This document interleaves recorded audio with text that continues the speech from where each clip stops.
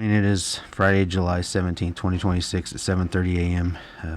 Meeting number 5347. Will the clerk please call roll? Mayor Daniel Hall. Here. Commissioner Jeff Reiert. Here. Commissioner Chuck Taylor. Here. Commissioner Rick Sowers. Here. Commissioner Michael Burns. Here. At this time, under new business, we are going to hear the approval of the notice of revenue neutral rate intent to exceed the RNR report by Finance Director Nicole May.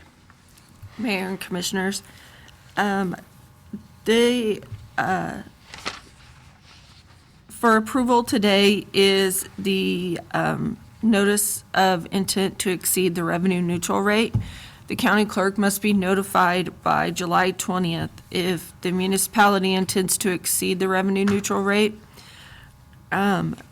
In March of 2021, the legislature approved Senate Bill 13 requiring any taxing subdivision that intends to exceed their revenue neutral rate to give additional notice. The county clerk must be notified, and the county clerk is responsible for sending out notification to all of the residents within the taxing district. The revenue neutral rate for the city for 2027 budget is 34.984 mils. The total mill levy for the 2026 budget was 35.611 mils. The anticipated mill levy needed for the 2027 budget is 35.667 mils. And the city may adopt a budget with a mill levy less than this anticipated mill levy, but the final budget cannot exceed this mill levy. There's a few items I want to point out, in regards to that 35.667 that we're looking at the commission to approve for today. Typically, we start out with a much higher published rate, and then when it is finally determined by the county appraiser or county clerk, it is significantly lower. For an example, for fiscal year 2026, we approved a 35.708 mil budget. It ended up being the final rate of 35.611. For this year, we're looking at 35.667. There's a couple items that we need to keep in mind when we're looking at that. One is it is going to ultimately be lower just naturally, but we also have Summerlawn South is coming off the tax, is coming off RHID. Right. And so that will naturally even lower the mill levy even lower with that coming back on. But when these were initially determined by the county clerk, that wasn't in consideration with our overall assessed valuation. So that will bring down that mill levy even more.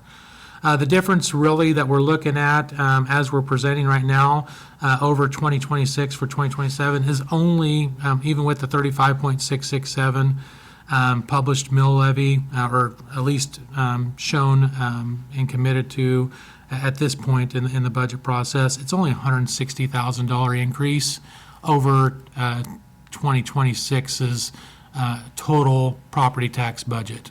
And that's across all entities. That includes library, the city, debt service, general fund, capital improvement fund. To just give you an example of some of our expenses, looking at police and fire for next year, police and fire is going to be about $700,000 more than what we anticipated. The expenses are going to be about $700,000 more than what we anticipate for the end of fiscal year 2026. And that's still an increase of about $372,000 over 2025's actual numbers. With those, the fire department is full with staffing, which we have not been full for a long time. So we need to make sure that our budget reflects being fully staffed. With the police department, it does show $421,000 over last year's, or over 2026's anticipated cost. But we still, I believe they have 7 positions that are currently open. And this is still not this allows them to hire up to 4 out of the 7 in this budget. And we don't anticipate them to fill those final 3 positions, so we're not even putting them in there in the budget. Otherwise, our budget would have to be $300,000 to $400,000 even higher than what we're even showing on here. So those are a couple items I want to point out. Admin's budget, we've decided to not fill 2 positions in the administration department for next year. Melissa and I, Colin, and HR, we feel that we can handle it for the short term. And we're looking at not filling the management analyst position and also the community service officer, I believe is what recruiter position, which kind of helped out HR. So we're going to forgo those 2 positions for next year at least. Overall, everyone's pretty much status quo, minus a little bit cost of living, a little bit of merit increase, but there's no significant increases in expenses from anyone at any department, as you can see in our budget. We're pretty darn tight right now, and anticipate, like I said, it does show our mill levy at 35.667, which is higher than the final rate for 2026, but at the end of the day, it's going to end up being lower than what it was for 2026. Hopefully, it's as close as possible to that, because I think we need to at least keep the mill levy flat as best we can. But I think we're going to be pretty close, honestly, probably to that R&R rate by the time we're done, seeing Summerlawn come on board, and we do get our final values. So with that, I'd be happy to answer any questions the commission may have in regards to what's being presented today. The only question that I might have, Nick, is has staff kind of considered, I know we're going to have a new governor come up next year, and if they decide to do away with property tax, what is kind of your guys' game plan as far as how do we generate more revenue if we lose all our property tax? Because basically our property tax pays for police and fire now, and we're short, what, $3 million if you figure that way. That's correct. And so what we do is we probably end up going to more of a fee-based services. We've looked at basically what you do for police and fire services. A lot of people don't understand. It's about $10 million budget for those 2 alone. Our total property tax revenue across all entities, which includes, like I said, debt service obligations, capital improvement, general fund, and the library, and it's about $8 million, a little over $8 million for that. And so the police and fire themselves are not even covered with property tax revenues. They're offset through fines, fees, also sales tax helps offset a substantial portion of our revenues. So what we'd end up doing is we'd probably end up having to figure out how to close that gap on $3 million. It'd probably come in part by looking at franchise fee increases potentially for on your utility bills, such as your gas and electric bill for your individuals.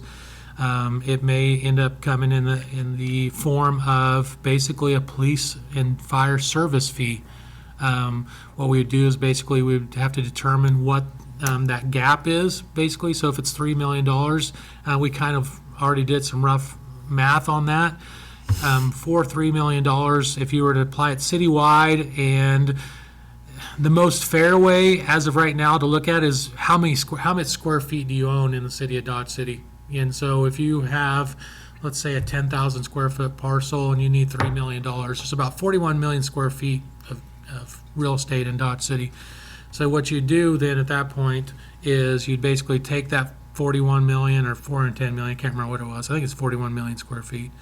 You would take that and you would divide that across the whole property or the entire city, and then whatever you owned, we would probably put like a 3 cents or 10 cents fee per square foot on your property, and we would put that on your utility bill to basically cover that expense. So if you have a small property, you're probably still going to be paying probably in the range of $100 to $200 a month is probably what your fire and police fee will be on a small parcel. But if you're a business owner, such as like a bank or someone who has 40 to 50,000 square foot of real estate, your bill is going to be $1,000 to $1,500 a month for police and fire fees. And then you think about these, large ones like National Beef or Cargill, NORAM that have, 400,000 to 500,000 square feet of real estate. You're talking a pretty significant amount of money that's going to have to be generated. Well, and I know it's a hypothetical, but I just Right. wanted to kind of plant that seed that this possibility could happen, so. Right, yeah, if it does go away, we'll figure it out. That's the thing. I mean, communities still have to have money to run and operate. And, just to give the public and the commission a little bit of information, the $160,000 increase, it's 0.7%. We're not even keeping up with inflation, not even remotely coming close to what the inflation rate is on our budget. Yes, it shows in our grand total of the general fund, $24,473,000. But the thing is, we have to budget for a cash carryover every year because the state of Kansas requires you to budget to zero. They do not want you to carry any money over at any time. They want you to budget every last penny. And so what we have to do is we have to put fluff in there. I hate saying that, but we have to have fluff in our budget in regards to like an emergency reserve. So if something were to happen, we do have extra funds and the ability to spend those extra money. But we use that 1.7 million plus over estimating what some of our positions are going to be filled and not going to be filled, because we need to have that $2 million plus to be able to jumpstart our budget for the following year. And so it's something that people don't realize is, yes, it may seem like it's increasing a ton, but in reality, if you look at what 25's total budget was, and actual expenditures were $21,660,000. In 2026, we estimate that to be $21,840,000. And in 27, we estimate that to be just about 22 million by the time we're done. So once you start taking out the emergency reserve, you take out those filled positions, so you have a cash carryover balance for the start of the following year. And so we're increasing our overall expenditures in the general fund less than 1% every year, typically. And we've been able to lower the mill levy every year for the last, I believe that we're in year 8 or 9, I believe is what we're in. Can't remember exactly, but it's been several years. We haven't raised it in a long time.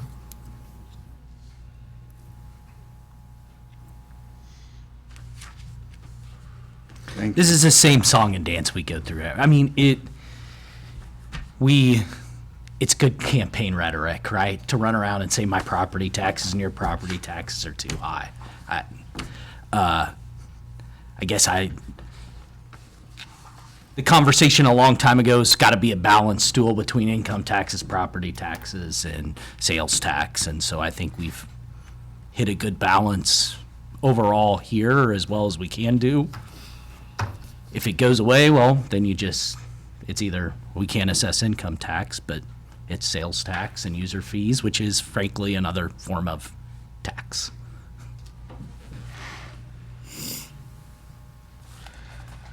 Any other questions or?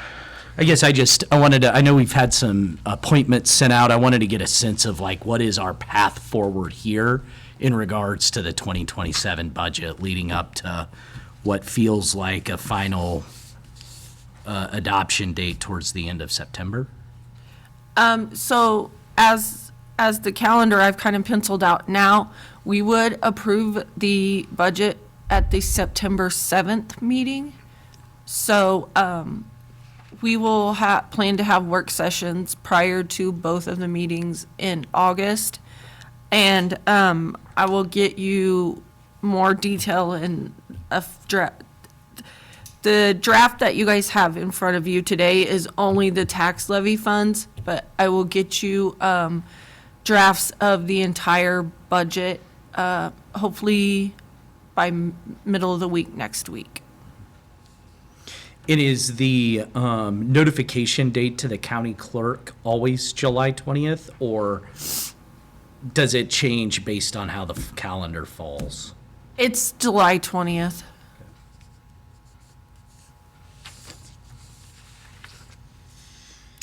And there is a little bit of flexibility we would have to hold the revenue neutral rate hearing on September 7th, because that's what will be published in the notices to everyone. The final date that we can approve the actual budget is September 20th, so there's a little bit of flexibility built in there. Yeah, so the important date is that September 7th date to allow folks to come and because that is what's mailed out to everyone in their tax statement when they do get it. Yes, and that'll be, the September 7th will be the date that there will be a public hearing and will allow public comment.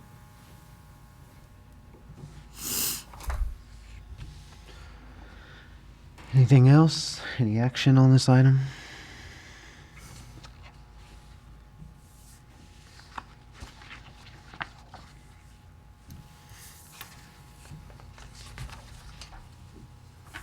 I'm gonna make a motion, we approve the notice of revenue, intent to exceed revenue neutral rate. Second. We have a motion and a second. All in favor, raise your right hand. Those opposed, same sign. Motion carries 5-0.